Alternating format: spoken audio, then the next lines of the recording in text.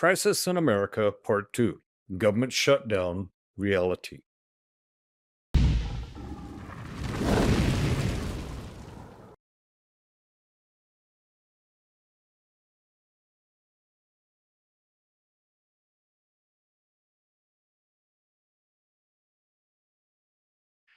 As the government shutdown continues, there are many unanswered questions. Those needing food bank services are being impacted. Mothers of infants are at the risk of baby formula shortages. Those greatest in need are on the verge of further suffering. Federal employees are facing unpaid bills and long term damage to their credit, meaning higher interest rates in the future for any loans they may seek. Small contractors with government contracts are losing money, hurting not only them, but their employees. Some could be on the path of losing their business. Does the radical left care? Or is their agenda more important to them? Please be sure to like and subscribe. I invite you to see part 1 of my Crisis in America series, as well as my Crisis in Our Schools video. Meanwhile, senators continue to receive their pay. Why should they receive pay or even back pay when they caused the shutdown? They need to be held accountable. Isn't it interesting that the longest government shutdown was when the Democrats refused to cooperate with a 45th president? Is their hate of President Trump so great that their commitment to the American people is overlooked? Are they even committed to the American people or to a party that has lost its way? Does the party represent the semblance of American values anymore, or has it been hijacked by the radical left? Think about that. The left continue to gaslight America, supported by mainstream media. How many of those left and mainstream media are willing to give up their paychecks in solidarity for government employees and all the Americans being affected? How many have come out to say, "We stand with you and suffer alongside you"? Or is their choice to deceive and gaslight, blaming those who did vote to keep the government open for their dereliction of duty and voting no to shut the government down? Is that accepting accountability or is it gaslighting? Choices have consequences. You get what you got coming. Democrats are claiming the shutdown is over medical care issues. Let's go back in time a little bit and take a look. The left pushed Obamacare on America, blocking Republican concerns about constitutionality.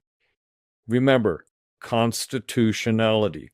The Supreme Court ruled that many parts of Obamacare was unconstitutional. Go figure. Democrats knew it was unconstitutional, yet Pelosi and her cohort rapidly pushed it through anyway in record time. What was the rush?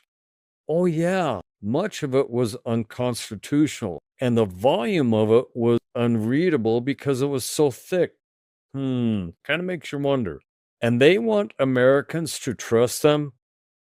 Keep that in mind.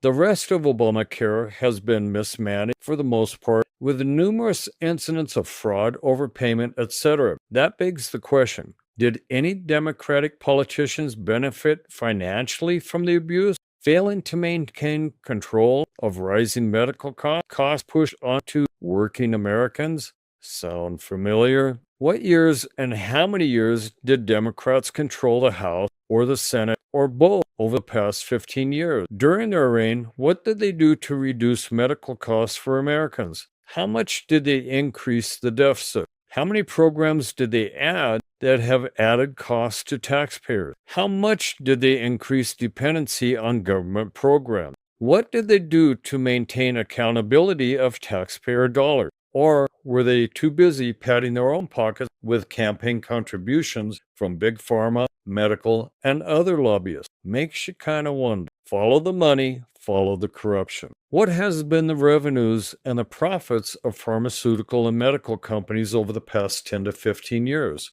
Remember, the Supreme Court ruled that many parts of Obamacare was unconstitutional, forced on Americans.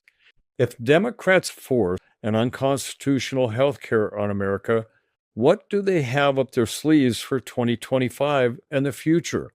Fool me once, shame on me. Fool me twice, shame on you. So while Democrat senators are receiving pay, while our brothers and sister Americans are suffering, who benefits from the shutdown?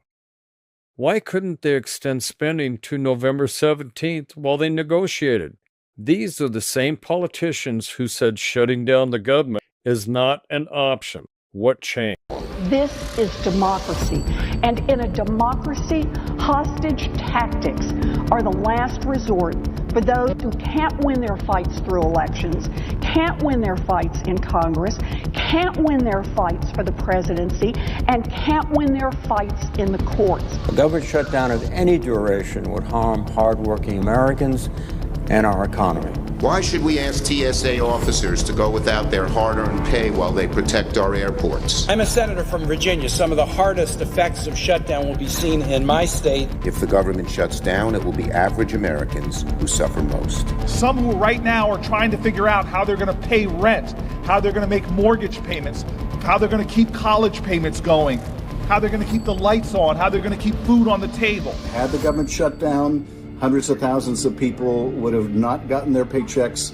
Federal employees would have been furloughed, sent home. Our military won't get paid. Head Start teachers won't get paid. Our wildfire fighters won't get paid. Federal prison guards won't get paid. A government shutdown means seniors who rely on Social Security could be thrown into chaos. Our veterans could see regional VA offices shut down and support services put on hold. Shutdowns are not good for the economy. Shutdowns cost taxpayers billions of dollars per week. Shutdowns cost the economy billions of dollars. They cost businesses money.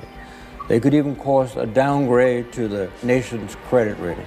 Families who benefit from WIC and other nutrition programs could see benefits halted. If this shutdown continues indefinitely, 39 million Americans will risk not having enough food. They will lose their SNAP benefits in February. So that means American children will be going to bed hungry.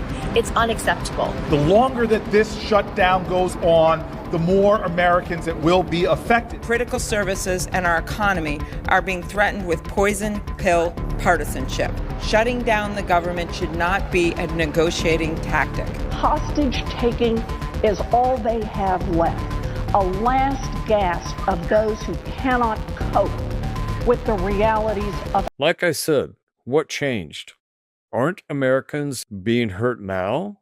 Why should we trust them? Are they looking out for Americans or themselves? Is appeasing the Democratic Party more important than the people they represent? Why should they continue to receive pay? Has the Democratic Party gone too far? Why should anybody vote for them in the next election? Why should they remain in office? Why should good Americans willing to work suffer from their incompetency? How many Americans are being hurt? There is an old saying about talking out the side of one's mouth. Think it applies here? Fact. Americans are suffering. Services are either being withheld or close to being withheld. We, the people, deserve better representation. This is unconscionable on the part of Democratic senators. I've written several times to Ruben Gallego and Mark Kelly asking them to do the right thing. They persist to choose party over the people. I plan on sending more. I challenge every viewer to write to their senator and invite 10 of your friends to do the same. Then ask them to play it forward. The more, the better. The old adage, the squeaky wheel gets the grease, will apply. Let your voice be heard. Challenge them. Don't accept mediocre. Don't be fooled. Then remember them at the poll. This is just another of the battles that evil is plotting against us. Pray for those being hurt. Pray for the Democratic senators to come to their senses. Pray for America. If you like what you have seen and heard, please be sure to like, share, and subscribe. I'll see you in the next video.